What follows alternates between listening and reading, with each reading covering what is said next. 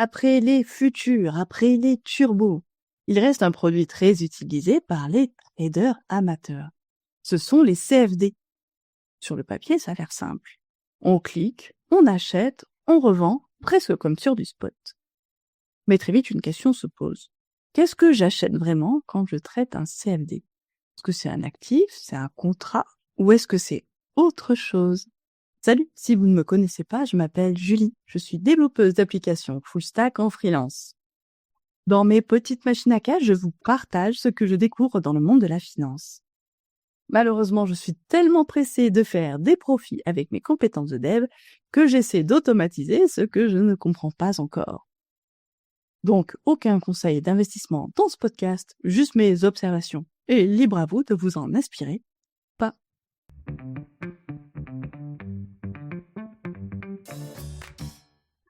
Une question n'entraînant une autre. Me voilà à construire une mini-formation récapitulative sur mon expérience, sur l'investissement et le trading dans le monde réel. Le thème de cette mini-série, qu'est-ce que mon courtier me vend vraiment? Dans cet épisode, étudions les CFD, un acronyme qui n'évoque rien. Tant que l'on ne traite pas dans le vent, il n'y a aucune raison de l'ignorer. Alors, les CFD, ça veut dire Contract for Difference. Encore un produit dérivé, encore un produit où on n'achète pas l'actif. Décidément, les CFD permettent de faire des longues, c'est-à-dire de faire des trades à l'achat, des shorts, c'est-à-dire de parier à la vente, et on peut encore utiliser du levier. Évidemment, il y a des frais spécifiques. Vous savez, les fameux frais de nuit et même le week-end. J'en ai déjà parlé dans la série sur le copy trading. C'est ça que j'utilisais pour mon premier bot de trading forex. À l'époque, ça me convenait plutôt bien. Je pouvais choisir mon levier, je pouvais choisir mon stop loss, donc ça cochait mes cases. Mais bon, ça ressemble encore beaucoup à des futurs. Du coup, quelles sont les différences? Comment ils me l'ont packagé, celui-là?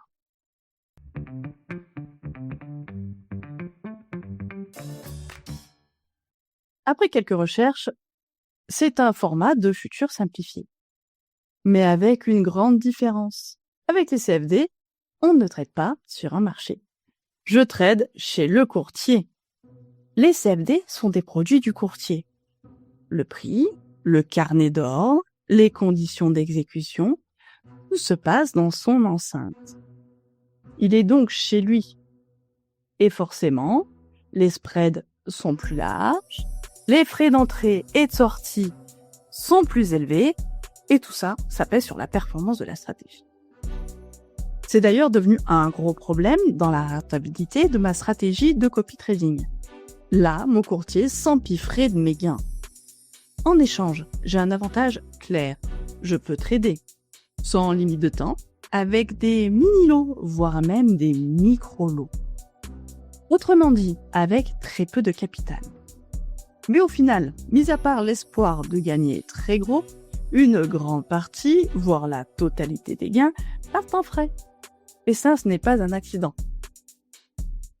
C'est le modèle économique du produit. Les CFD répondent à une peur précise. Je n'ai pas assez de capital. Je veux tester sans engager beaucoup. Je veux trader tout de suite. Et le produit dit, c'est pas grave, commence petit, on s'occupe du reste. Mais le coût de cette accessibilité, c'est la friction permanente. Vous savez, en balade VTT, dans la boue, vous allez vous avancer, avec tout ce qui est collé dans la roue et dans la chaîne, vous avancez pas vite. Je vous propose d'aller plus loin, car ce n'est pas une machination contre les particuliers.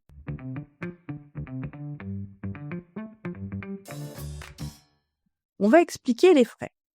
La première friction, c'est le spread. Quand tu ouvres une position en CFD, tu démarres déjà en perte.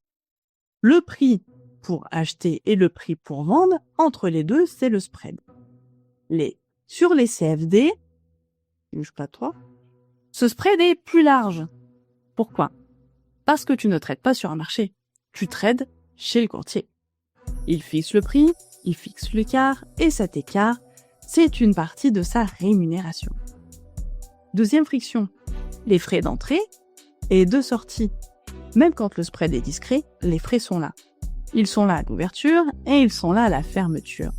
Parfois visibles, parfois intégrés dans le prix.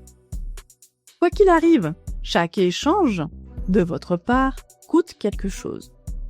Et pourquoi ils existent ces frais ? Ils existent car le coût d'exécuter l'ordre quoi qu'il arrive. Le fait que le courtier ne perde pas d'argent si tu entres et tu sors très vite.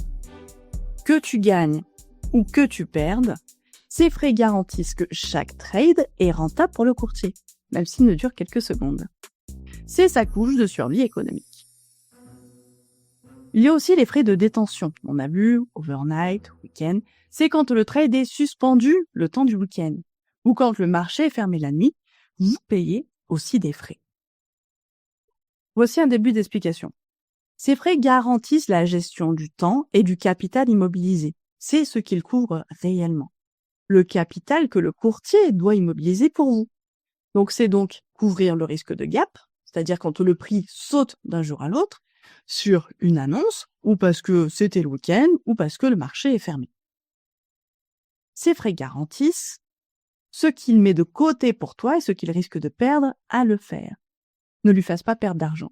C'est une facturation du temps. On a la troisième friction, la friction d'exécution. Elle garantit la stabilité du système sous stress. C'est la plus invisible et la plus mal comprise. Ce qu'elle couvre réellement, la capacité du courtier à absorber des ordres massifs, gérer la volatilité, éviter l'effondrement de la plateforme. Elle maintient un prix continu, elle garantit, même quand tout s'emballe, le système tient. Comment la paye-t-on directement ? Avec les spreads qui s'élargissent, avant même de passer l'ordre. Et dans ce cas, je peux refuser le coût des frais et m'abstenir. Plus de slippage aussi, c'est le prix auquel j'achète à l'exécution. Là, je subis le prix du carreau. Tout ça, c'est pas une erreur, c'est une soupape de sécurité pour éviter les blocages. Et moi qui pensais juste que le courtier étalait ses frais de façon discrète et ne savait même plus où les mettre. Si ça se trouve, j'ai peut-être pas tout à fait tort.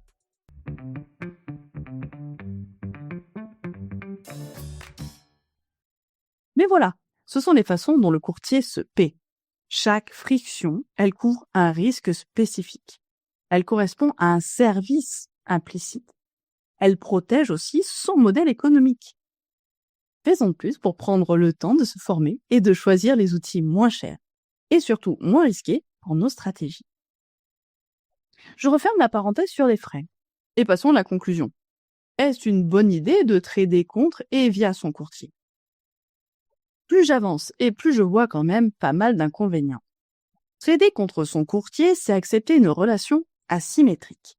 C'est s'exposer à des prix biaisés et payer souvent très cher le droit d'entrer sur les marchés financiers. Quand on commence à comprendre comment tout ça fonctionne, on peut légitimement se demander si le rapport qualité-prix est vraiment intéressant. Et là, la question devient toute simple. Est-ce que ça a du sens de trader si le coût est trop élevé ?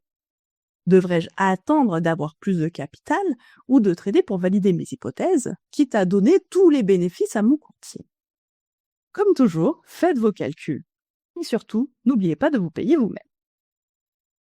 Et justement, il existe des produits qui ne sont pas conçus uniquement pour parier sur un prix. Dans le prochain épisode, on va parler des options contre les imprévus.